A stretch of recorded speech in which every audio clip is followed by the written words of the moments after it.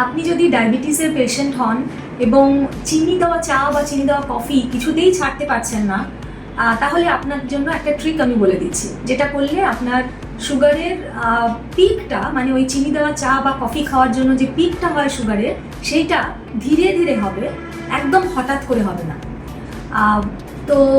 সেটা হচ্ছে, আপনি যখন চা খাচ্ছেন, যখন চায়ের সঙ্গে আপনি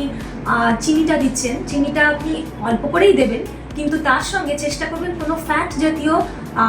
জিনিস বেশি দেওয়ার। এবার চা বা কফিতে আপনি ফ্যাট জাতীয় জিনিস কিভাবে বেশি দিতে পারবেন? এক হয় যদি আপনি চা কফির মধ্যে, এখন অনেক ট্রেন্ড উঠেছে একটু ঘি দিয়ে দেওয়া, বা যদি সেটা করতে না ভালো লাগে, আপনি যে দুধটা দিচ্ছেন চা বা কফির মধ্যে,